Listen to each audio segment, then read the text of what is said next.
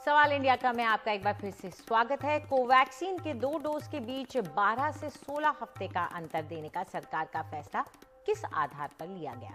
ये सवाल इसलिए उठ रहा है क्योंकि कुछ खबरें ऐसी आ रही हैं कि सरकार के national immunisation technical advisory group के कुछ वैज्ञानिकों ने कहा है कि 12 हफ्ते की बात तो उन्हें पता थी, लेकिन 16 हफ्ते का आइडिया सरकार को कहां से आया उन्हें पता नहीं। तो सवाल इंडिया का में हमारा आज का सवाल है कि क्या ये वैक्सीन की कमी से निपटने के लिए किया गया? क्या सरकार को सलाह देने वाले वैज्ञानिकों की राय सरकार के इस फैसले में शामिल थी या नहीं?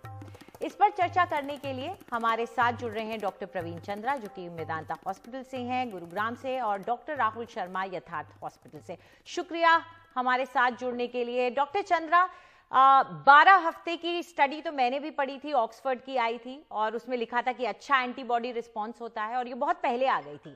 बल्कि हमने शो भी किए थे कि क्यों नहीं उस वक्त 6 हफ्ते से बढ़ा के 12 हफ्ते किया जाता, लेकिन 16 हफ्ते हमें भी अटपटा लगा था।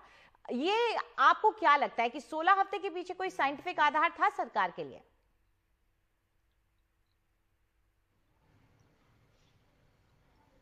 I can't hear anything. Doctor Chandra, आवाज आ रही है आपको? There is a problem. चलिए पहले मैं डॉक्टर शर्मा से बात कर लेती हूँ, तब तक आपका ऑडियो फिक्स कर लेंगे। डॉक्टर शर्मा, आप क्या मानते हैं? आपने सवाल सुना होगा, तो आप क्या मानते हैं, इसके पीछे कोई साइंटिफिक वजह रही है? I think this is a very important question, क्योंकि हम सभी लोगों के मन में ये है कि कहीं ये वैक्सीन के लिए हम लेट ना हो जाए। बट जितनी भी स्टडी अभी तक आई है, जैसे आपने बताया कि ऑक्सफोर्ड की study I, it was a wonderful study, जिसमें ये बताया गया कि अगर इन्फेक्शन के बाद आप 3 महीने के बाद 12 हफ्ते के बाद अपनी वैक्सीन लेते हैं तो आपका इम्यून रिस्पॉन्स बहुत स्ट्रांग है। जहां बात हम करते हैं 16 हफ्ते की, so there is no fix guidelines जिसमें हम कहते हैं कि नहीं 3 हफ्ते के बाद भी आपकी एंटीबॉडी सबसे स्ट्रांगेस्ट है। कुछ लोगों में एंटीबॉडी परसिस्ट करती हैं, कुछ लोगों में एंटीबॉडी वीक हो जाती हैं। कुछ स्मॉल स्टडीज आई हैं जिसमें ये देखा गया है कि आपकी अपनी एंटीबॉडी आपको 8 महीने तक प्रोटेक्शन देती है।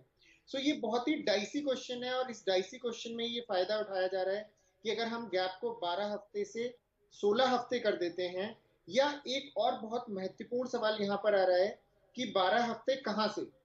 कुछ लोगों के कोविड टेस्ट नहीं हुए हैं, उन्हें ये पता ही नहीं चलता है कि हमें वैक्सीन का हमारा कोविड नेगेटिव कब हुए और वैक्सीन कब लेनी है।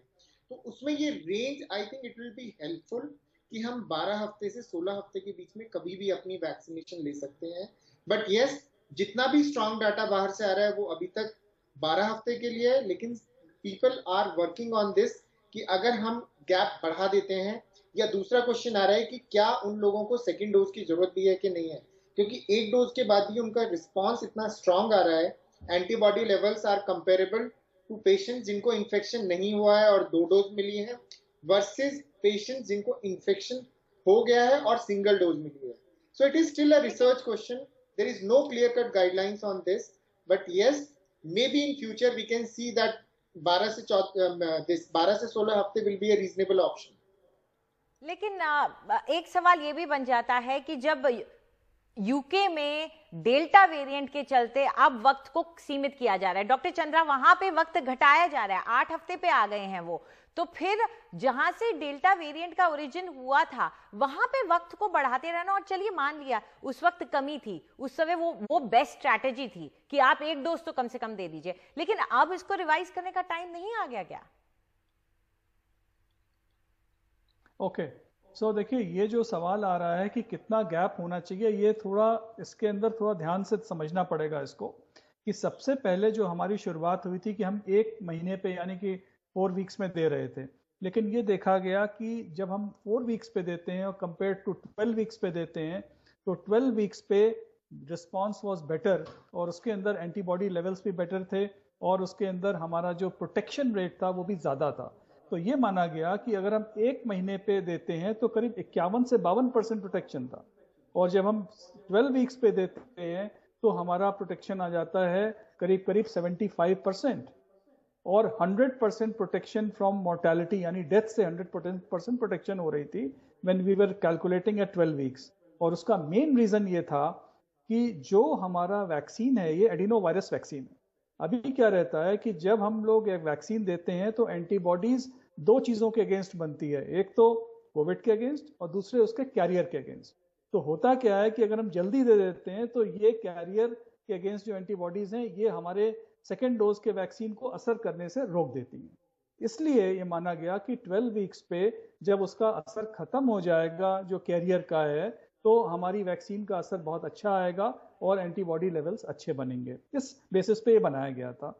लेकिन अब कॉम्प्लिकेशन यह आ गई कि जो डेल्टा वेरिएंट आ गया, क्या वो इस प्रोसेस को वहीं पे रहने देगा या और हमें जल्दी करनी चाहिए? तो वो जो अभी रिसेंट स्टडी आई यूके से, उसने शो किया कि अगर हम 8 वीक्स पे देते हैं तो it might be better to give second dose at 8 weeks. और तो मतलब एक और बात थी इंपॉर्टेंट, हाँ कि जो ये, हाँ श्योर, गो अहेड। नहीं, आप बोलिए, बात पूरी कर लीजिए।